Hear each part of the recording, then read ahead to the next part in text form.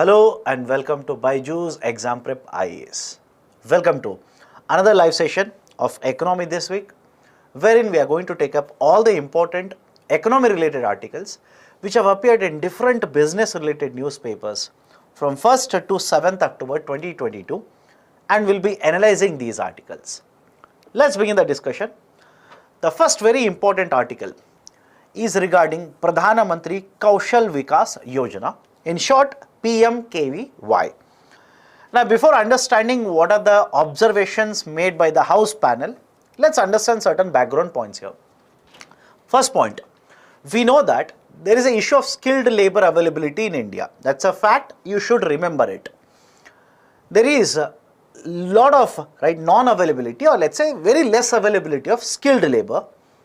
And in order to address this, Government of India has implemented multiple schemes to provide skilling to the people so that they can be absorbed in the market.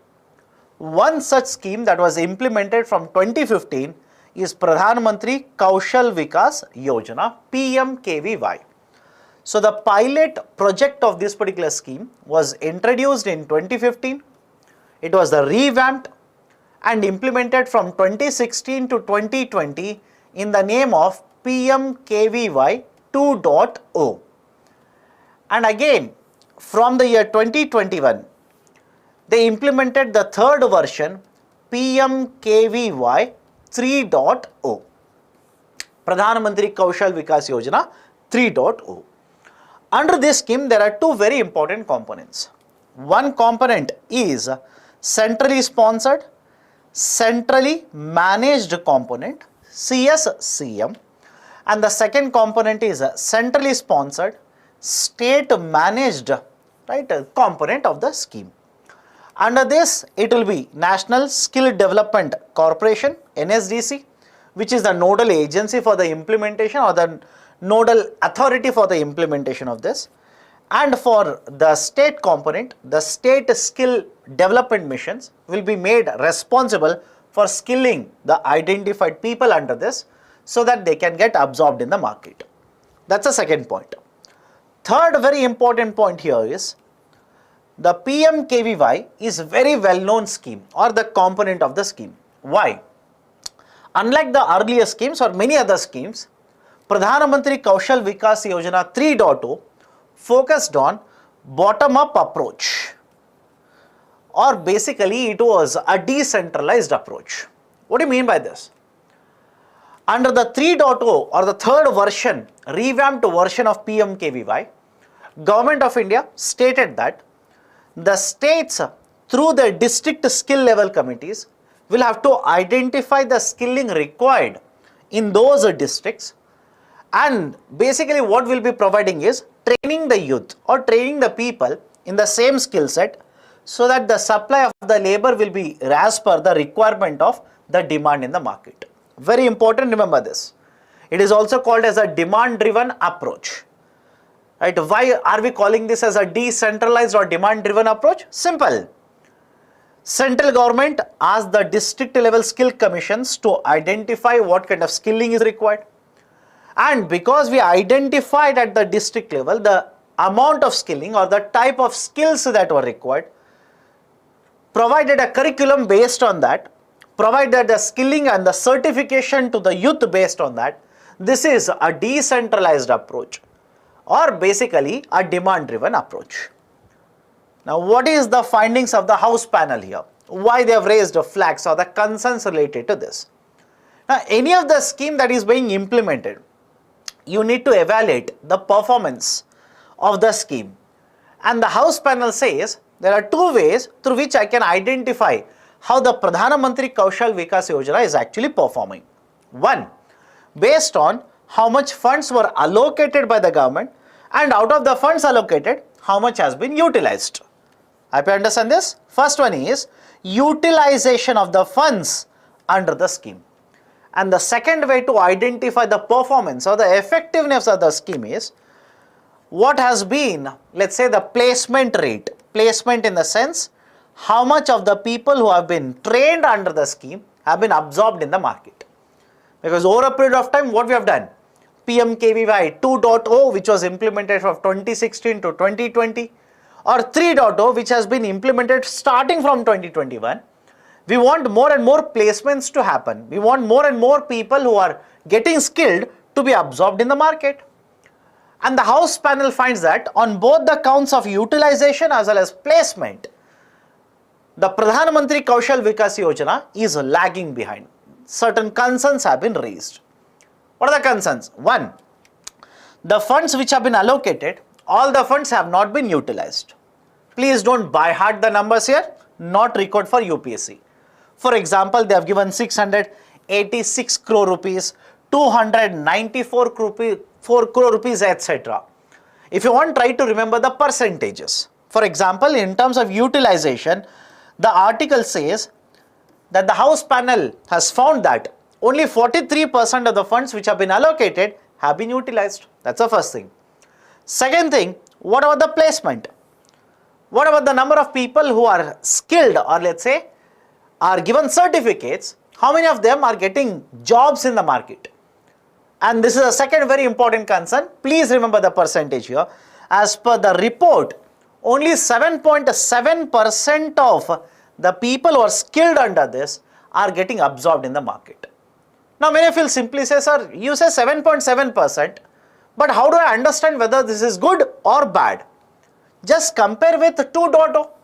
Under Pradhan Mantri Kaushal Vikas Yojana 2.0, the placement rate was somewhere in the range of 23%. And under 3.0, it has fallen down to 7.7%. Now, when you compare the placement rates, don't you think it is 1/3? Hence, it is a concern.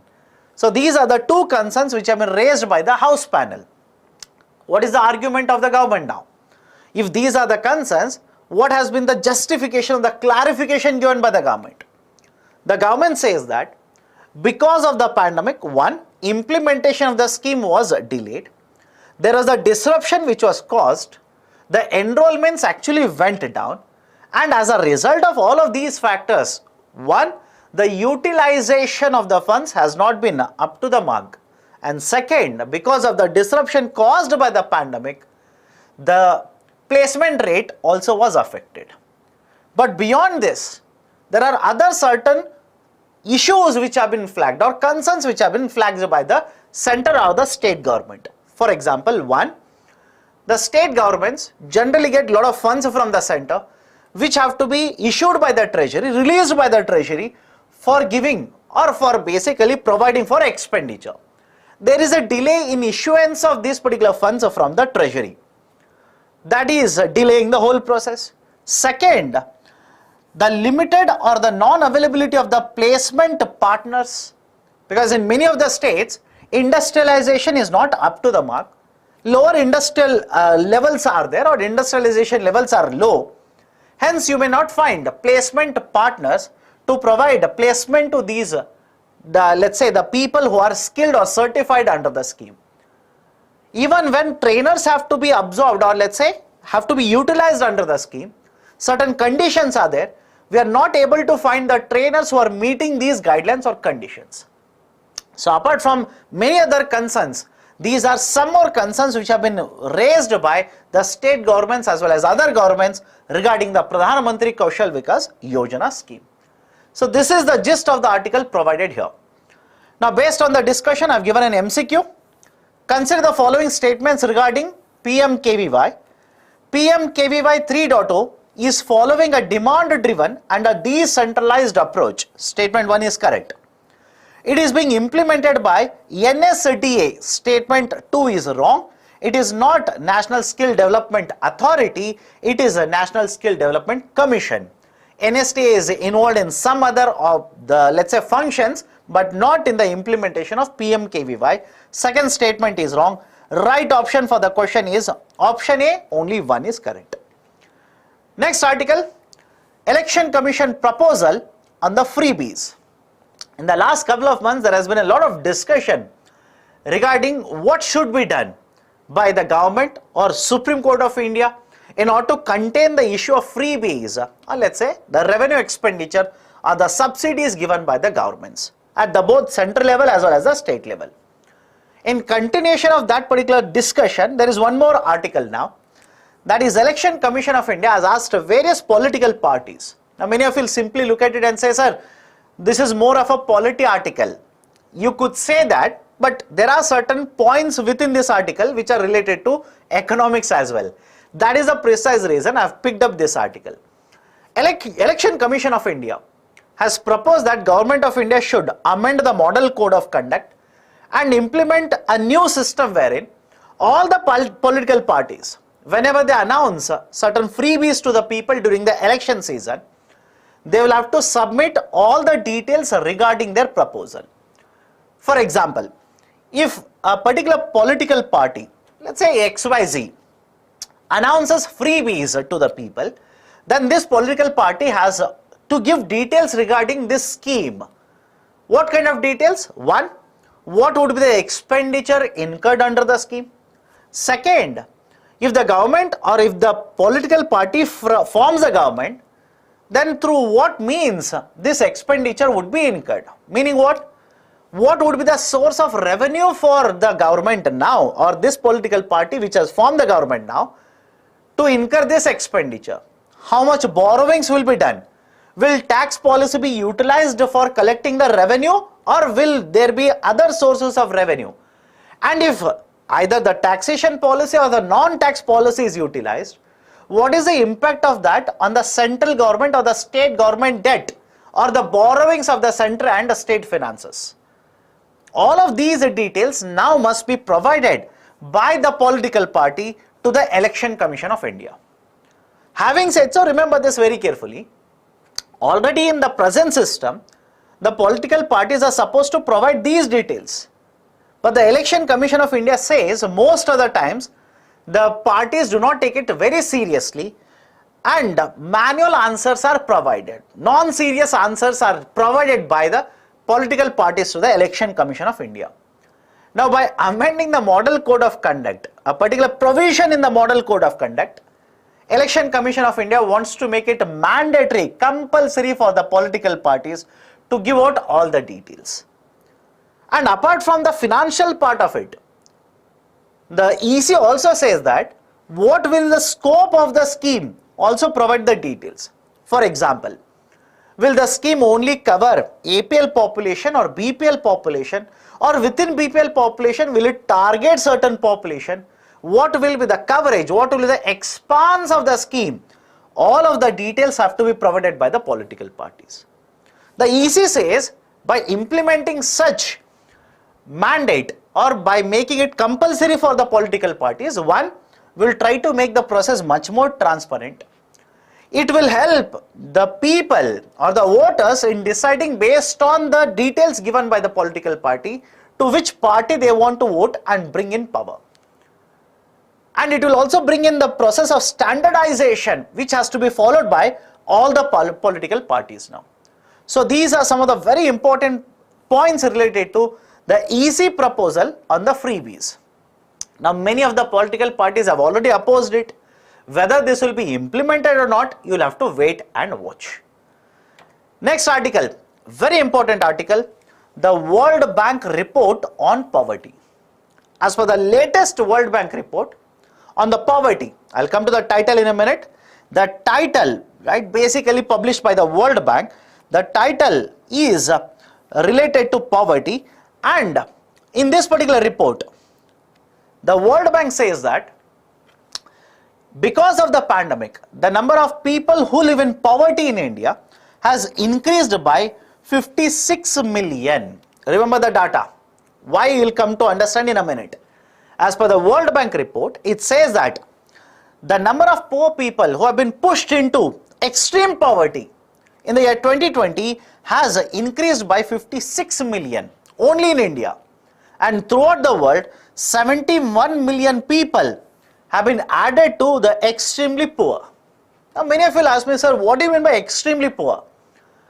Unlike the poverty line that is used in India, at the global level, the World Bank uses the poverty line which is changed, and right now remember this, it is fixed at $2.15 at purchasing power parity. Remember the data here? Why? Earlier, this extreme poverty, the poverty line level was fixed at $1.9. Now it has been increased to $2.15. Can be asked in UPSC prelims, please by heart it. And as per this particular report, if you apply this poverty line, the number of poor people in India will balloon to 192 million people for the year 2020. And for 2019, the poverty rate compared to the previous year, that is 2018, the poverty rate has actually come down to 10.01%. And if you see in the last 5 years, ending in 2019, if you see in the last 5 years ending in 2019, the poverty rate has kept on declining from 18% to 10%. And the World Bank report says for the year 2020, as of now, we have not calculated the poverty rate, but the fact is that the number of poor people in India from 19 to 20 has increased by 56 million people. Now, many of you will be confused about the concept of purchasing power parity and ask me, sir, what do you mean by purchasing power parity here? Whenever you talk about exchange rates, exchange rates, there are two ways, or there are two different ways through which a currency of a country can be compared with other countries. One is a nominal exchange rate. That is, whenever you read the newspaper, you will come across data such as rupee breaches 81, or against a dollar, rupee falls to 82 rupees, etc. That is nominal exchange rate. Right now, at this point of time, in the market, what is the exchange rate between rupee to dollar? That is the nominal exchange rate. Whereas in the international market, whenever you want to compare a standard of living or quality of living, etc., you will not use a nominal exchange rate. Rather than that, you will use a real exchange rate. And whenever the real exchange rate is equal to 1, we simply say that the currencies are at purchasing power parity. Or we'll simply say currencies are at parity. Meaning what? Because the prices of the goods will change from one country to another country.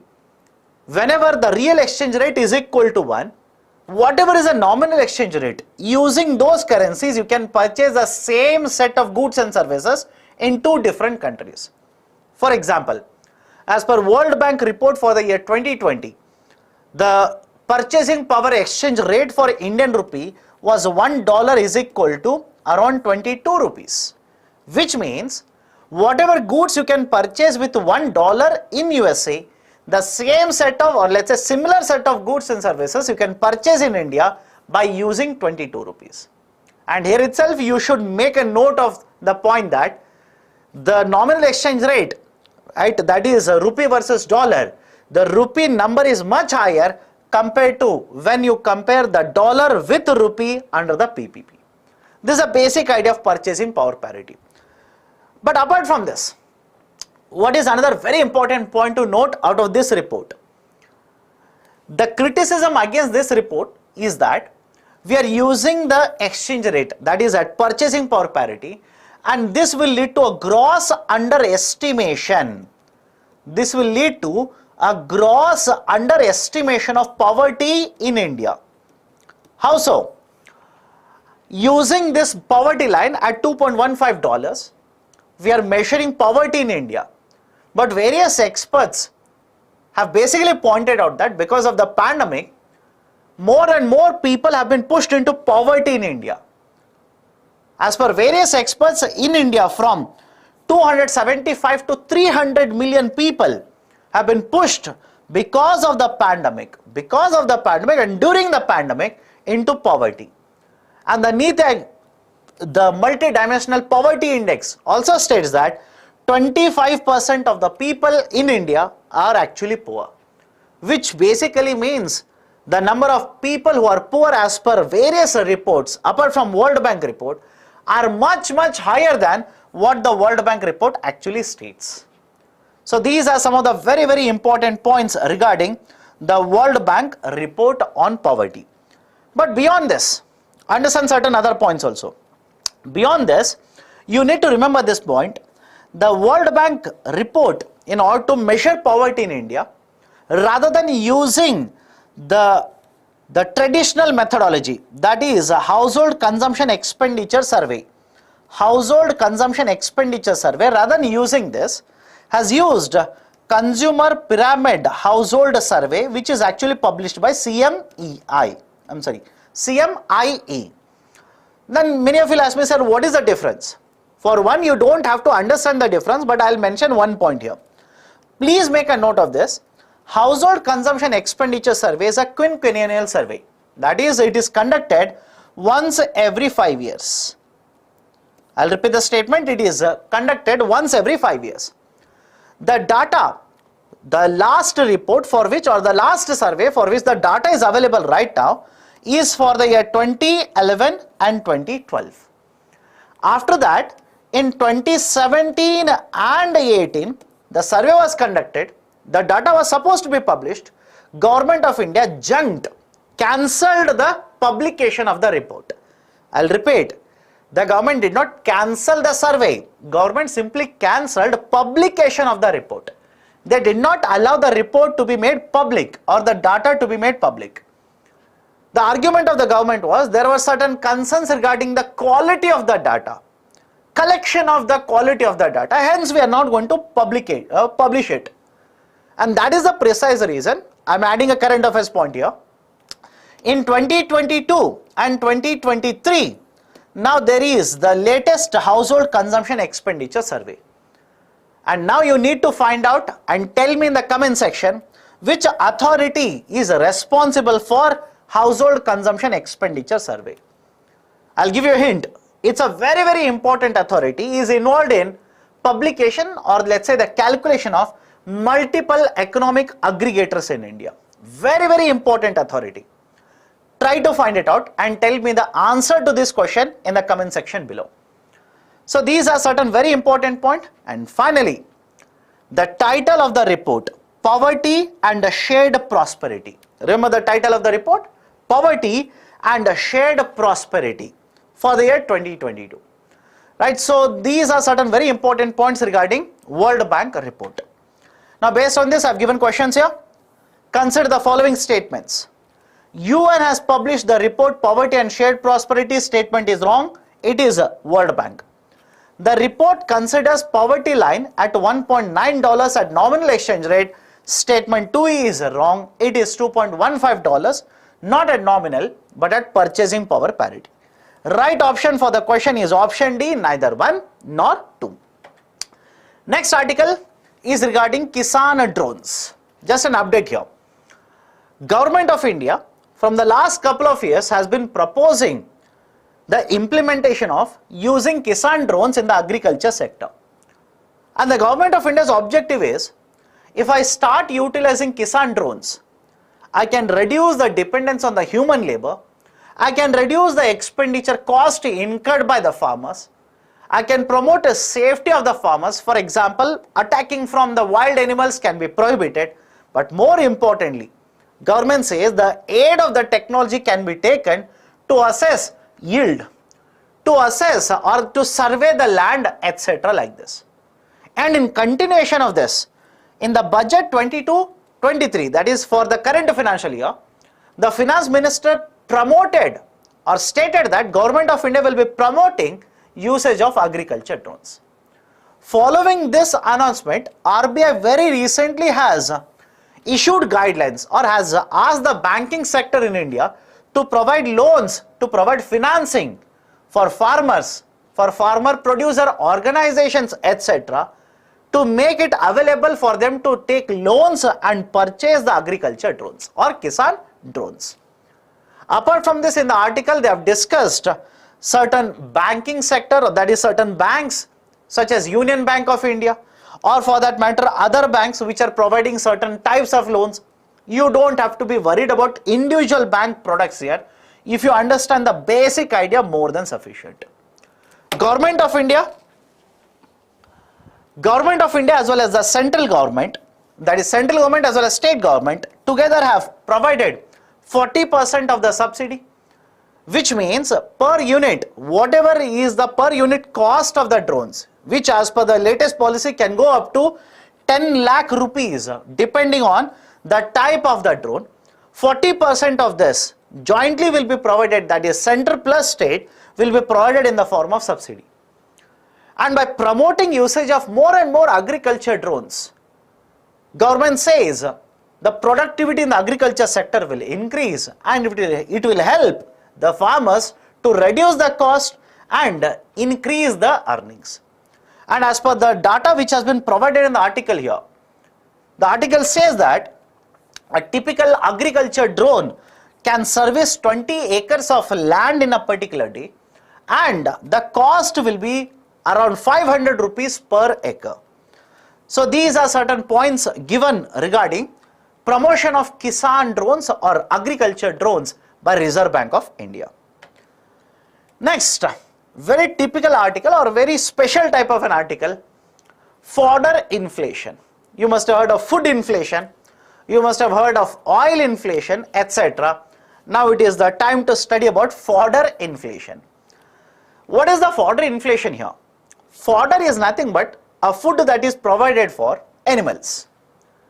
And please understand this, the food that is provided to animals, let's say which are used in the horticulture sector or let's say in the dairy sector, if the food cost will increase, automatically the cost of milk production increases.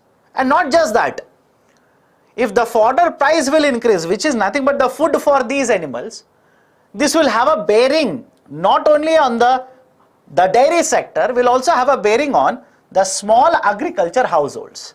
And that is exactly what is happening here. In recent times, because of uneven rainfall or higher rainfall in certain regions, the dry fodder cultivation or production as well as the soft or let's say the moist fodder cultivation has been affected. And as a result of this lesser production of both the types of fodders, the supply has been affected and the market prices, that is the wholesale prices of this fodder has increased.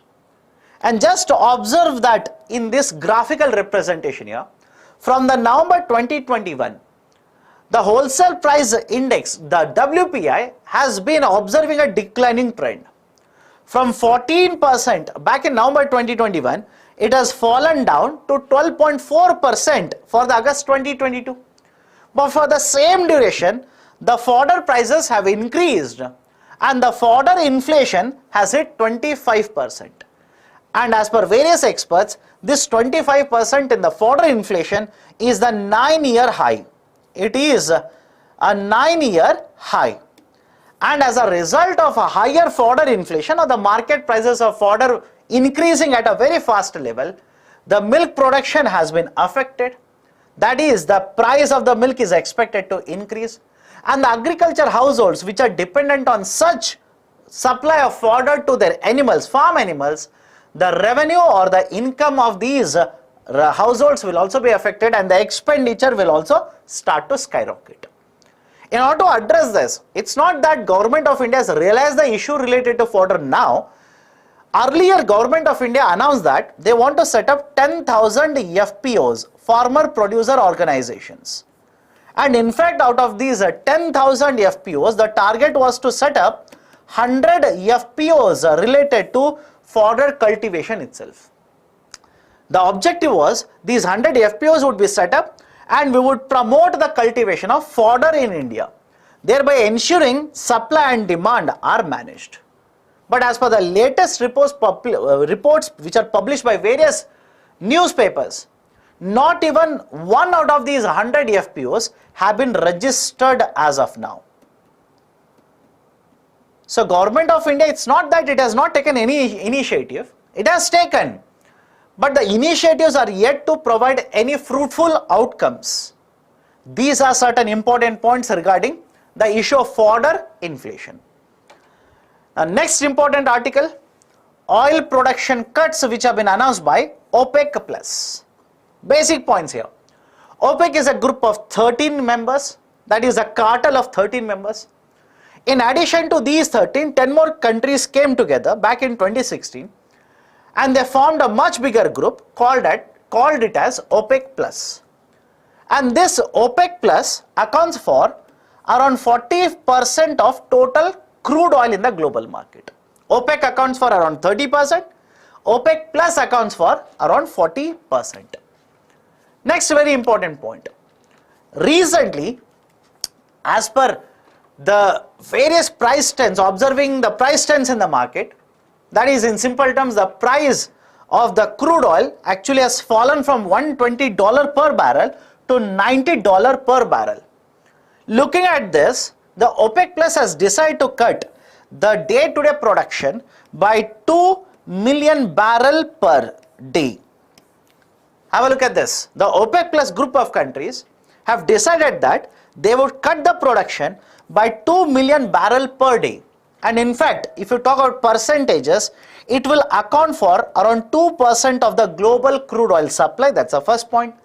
And second very important point, if you look at the overall supply in the international market, if such amount of supply changes, that is reduced, then obviously there will be a mismatch between the supply and demand forces in the market that would lead to increased market prices of the crude in the international market.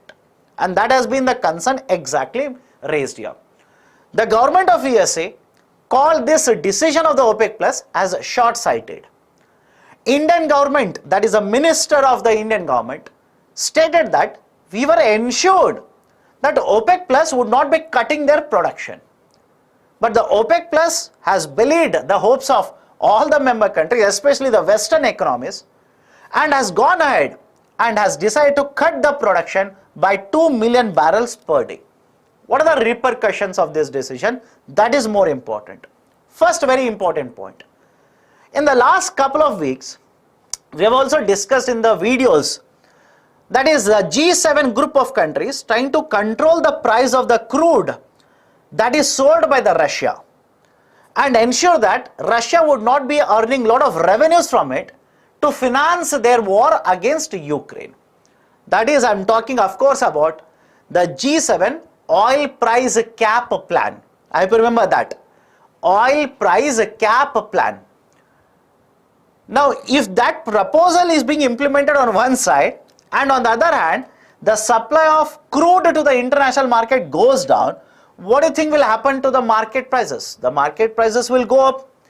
If Russia will start selling this crude at a higher level now, one, Russia will no doubt be able to generate a lot of revenues, and second, the G7 plan to control the amount of revenues earned by Russia will not be implemented or will not be of any use now.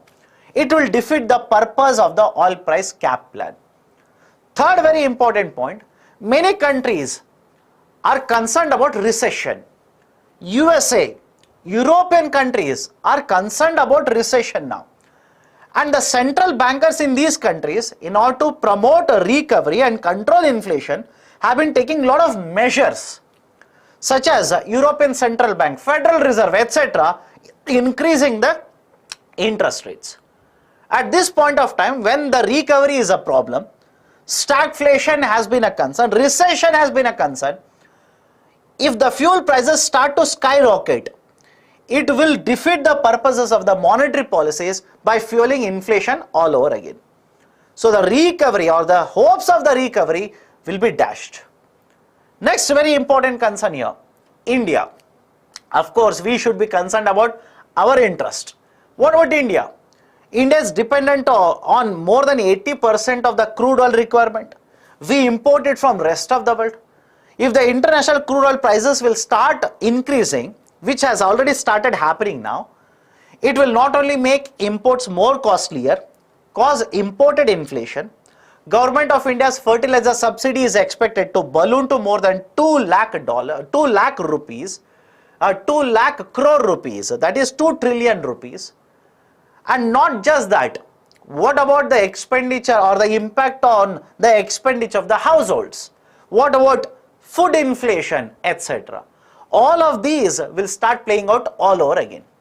So these are certain very important points regarding the OPEC Plus decision to cut oil production. Having said so, how can we address this situation? One, many of the countries such as USA have announced that they will be using the strategic reserves that they have developed to cool down the prices. Government of India can of course do that. But whether they do that or not, we'll have to wait and see. Second, many of the experts have stated that the Western countries don't have to be worried. Why? As such, the quota that has been given to these OPEC countries or the member countries in the OPEC plus, many countries are not able to meet the production quota. In simple terms, the amount of production they were allowed to do, they are not able to do that much amount of production. They are falling short of it. And that is the precise reason, even though they have announced oil cut production, the supply or the drop in the supply will not be very, very high. Having said so, one point of caution or one point of a concern, especially looking at the geopolitics or the international relations, is that for very first time you can see that there are no allies of the Western countries or the developed countries within this OPEC grouping. In fact, a couple of months ago, the president of USA took a trip to Saudi and tried to cajole or basically request the prince there not to cut the production, which was not accepted by the member countries or which was not accepted by the prince there. And as a result of this, you are seeing these kind of outcomes. They are more aligned with the Russian interest rather than protecting the interests of the G7 member countries. Which is a cause of concern? Definitely yes. So these are certain important points regarding OPEC plus. I have given an MCQ here. Consider the following statements. There are 23 member countries in the OPEC plus. Statement is correct. OPEC and OPEC plus accounts for 30% and 40% of global oil respectively. Statement 2 is also correct. Right option for the question is option C, both 1 and 2. Next article. Central government raising the credit limit under ECLGS for airlines at 200% debt at up to 1,500 crores. What do you mean by this? During the times of pandemic, couple of years ago, Government of India, in order to provide support to the micro and small enterprises, introduced the concept of Emergency Credit Line Guarantee Scheme, ECLGS. Under ECLGS, the companies which were identified, the sectors which were identified, were allowed to take loan up to certain limit, but the most important point was they were not supposed to provide any kind of collateral. Remember this. The speciality about ECLGS is that the companies or the sectors which are identified under this, the companies within these sectors or these companies are allowed to take a loan up to certain limit. But they don't have to provide any security or collateral. Government of India said, those who are going to take a loan, they don't have to be worried. I will provide a concept of credit guarantee. And this credit guarantee recently has been increased by 50,000 crore rupees. And now the credit guarantee provided is a 5 lakh crore rupees. Which means loans will be provided by the banks without any collateral. But on the loans, guarantee will be provided by the government. Meaning, if the borrower doesn't repay, defaults on the repayment, then the Government of India will be providing this loan amount up to certain limit to the bank. This is a basic idea of Emergency Credit Line Guarantee Scheme. Now, during the pandemic, one of the sectors which was affected very badly because of the pandemic was civil aviation market. For many days, for many months in fact, civil aviation market had to basically had to park their planes without any utility of it. That is during the days of complete lockdown. And after that, even though Government of India allowed the civil aviation market to start operating, there are certain restrictions regarding the capacity utilization or capacity usage for these civil aviation companies. As a result of this, the operational expenses or the expenditure of these companies have been very high. But the revenues are not moving at the same pace and they are unable to generate the revenues which they were generating pre-pandemic. And as a result of mixture of these two plus the higher cost of aviation turbine fuel, the civil aviation companies have started incurring, many of the companies have reported losses. Many of the regional carriers had to shut down the operation, had to stop operating many of the routes, etc. In fact, one of the biggest civil aviation companies in India, that is Indigo, in the last 10 quarters, out of the last 10 quarters, in 9 of the quarters, they have reported losses. which means the civil aviation sector is under a lot of stress, under a lot of pressure. In order to ease the pressure, Government of India now says, under ECLGS, I will allow you to take up to 100% of the debt that is outstanding in the form of loan. Earlier, up to 50% of their outstanding debt was allowed. Now it has been increased up to 100%, but the maximum limit will be up to 1,500 crores. Which means now these civil aviation companies will be allowed to take more loans, address the issue of cash flows, address the issue of stress in their companies. That is the gist of the article provided here. Next, Government of India has basically banned the online betting ads. This is a continuation related to online gaming that we have been discussing for the last couple of weeks now. Last week we discussed the issue related to online gaming taxation. Now a continuation of that, Government of India asking the various service providers such as the channels, commercial channels or news channels or OTT platforms, etc., to stop airing any of these particular advertisements related to online betting. It's just a simple article, just an update here, nothing much to discuss. Don't try to read the names of the companies which are provided or by heart, not at all required. Just an update. Government of India sent a notice or guidelines to all these players in the service providers in the market, and when I say government, it is METI, that is Ministry of Information Broadcasting, has sent a guideline to all these particular players in the market, service providers in the market, news channels, commercial channels or even OTT platforms, etc., and has simply asked them, don't air any of the ads related to online betting. This is just an update related to the online gaming, online betting area or sector that we have been discussing from last couple of weeks. The last article for the day related to monetary policy. Should you remember every data that is given related to monetary policy now? Of course no. But what are the important points?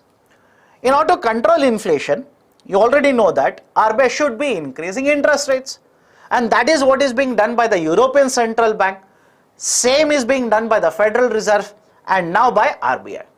Reserve Bank of India has stated that they want to control the impact of inflation or control the inflation rate. Hence, they have announced that they will be increasing the interest rate, that is repo rate, by 50 basis points, and now the repo rate will be 5.9%. First point. Second very important point. When the inflation goes up, when the inflation goes up, interest rate will also go up, and when the interest rates will go up, what do you think will happen to loans issued in the market? The number of loans issued should go down, demand should go down, production should go down, and that is the precise reason why RBI has also lowered the growth forecast from earlier 7.2% for the current financial year to 7% now. That is the second very important point. Third very important point, this is not the first time that the RBI has increased the interest rate in the last couple of months. This is in fact the third straight time where RBI has in fact increased the interest rate by 50 basis points. In the month of May,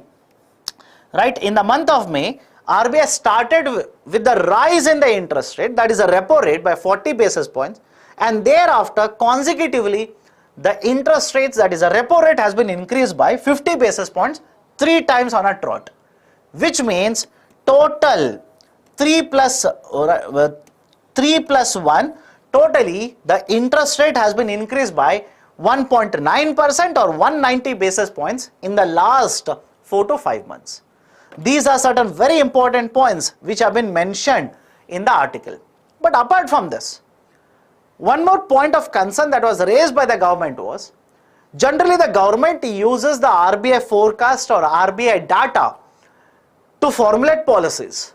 But in recent times it has been seen that whatever growth forecast that has been provided or inflation forecast that have been provided by RBI, they are off the mark. Off the mark in the sense, whatever estimates or projections that have been given by RBI, the actual outcomes have been different.